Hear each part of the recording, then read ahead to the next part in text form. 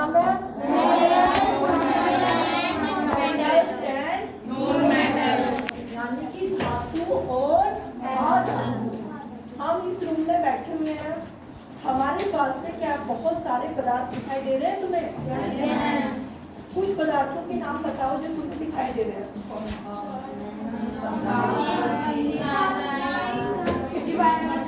जानसी खड़े होकर बताओ।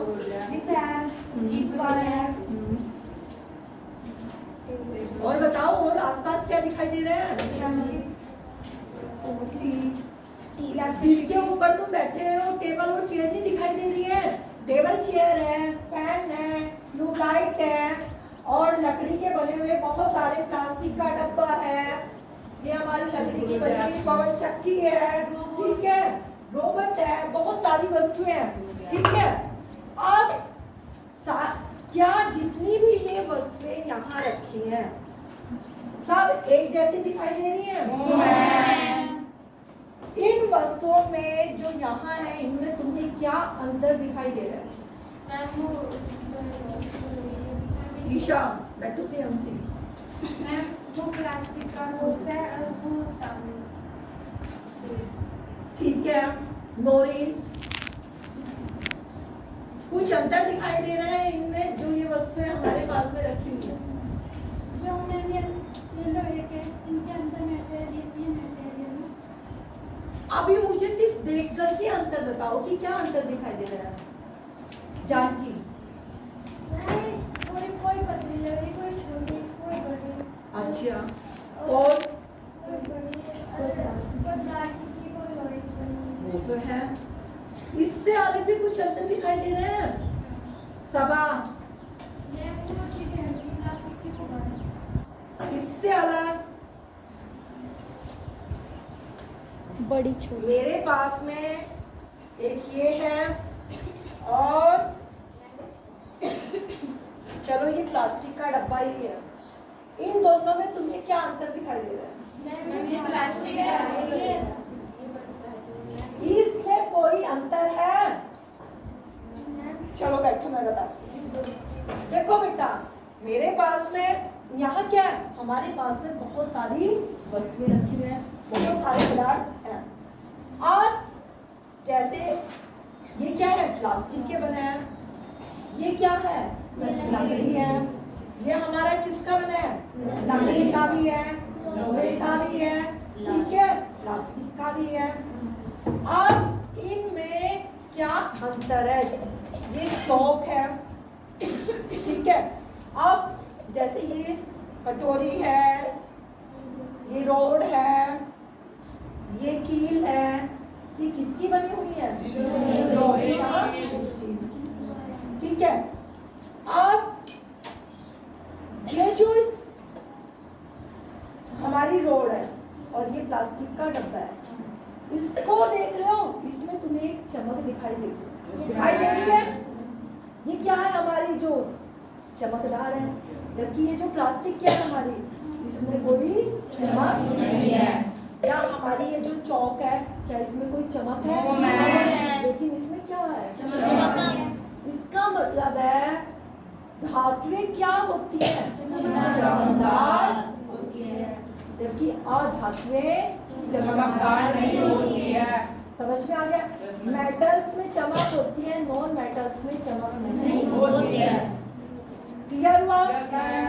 दूसरा, आप देखो बेटा, अगर हम इस लोहे की स्टील की छत पे इससे मारते हैं तो इससे हमारी क्या आ रही है? आवाज आ रही है। यानी कि जब हम धातुओं को पीटते हैं तो उनसे एक ध्वनि सुनाई देती है, जिसको हम सोनोरस कहते हैं। समझ में आया?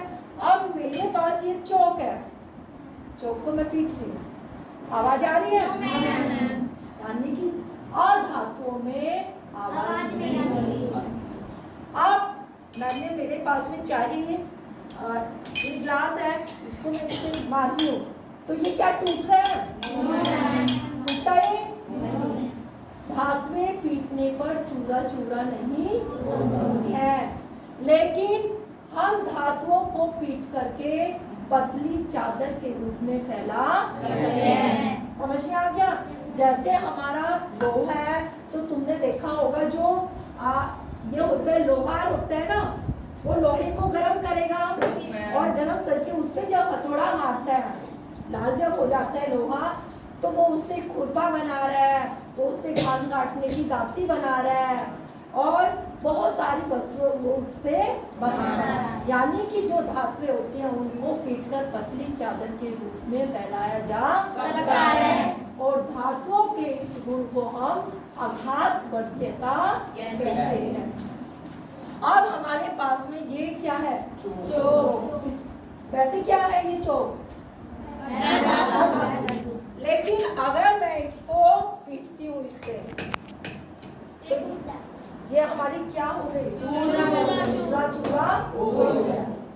तो अधातुएं पीटने पर क्या हो जाएंगी? चूरा हो जाएंगी। अधातुएं पीटने पर चूरा हो जाती है।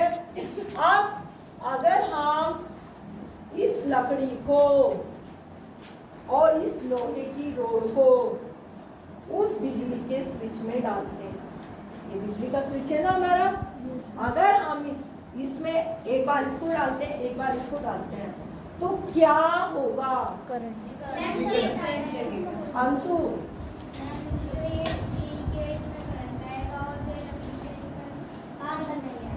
करंट नहीं आएगा।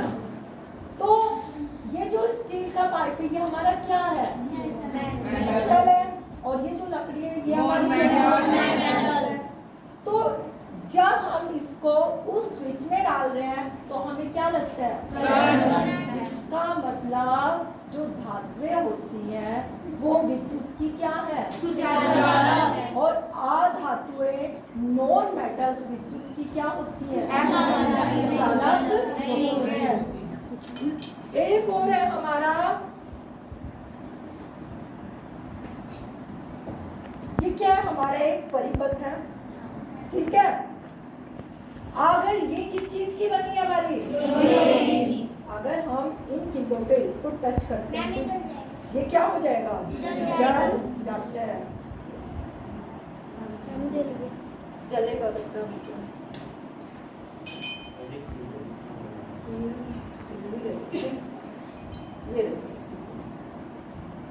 ये देखो ये क्या हो गया हमारा? जल गया ना,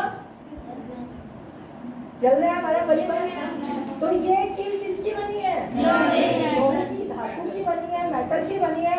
तो इसका मतलब क्या है? ये विद्युत की क्या है? अब अगर मैं इस पे ये प्लास्टिक का डब्बा टच करती हूँ तो ये क्या जल रहा है?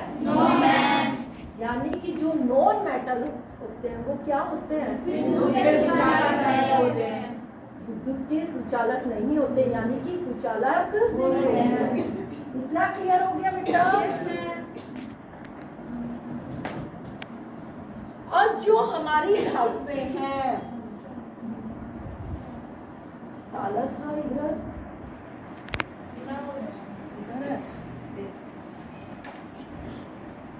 देखो बेटा ये भी हमारी धातु का है, ये भी हमारी धातु का है, और मेरी ये जो चेन है ये भी धातु की बनी हुई है।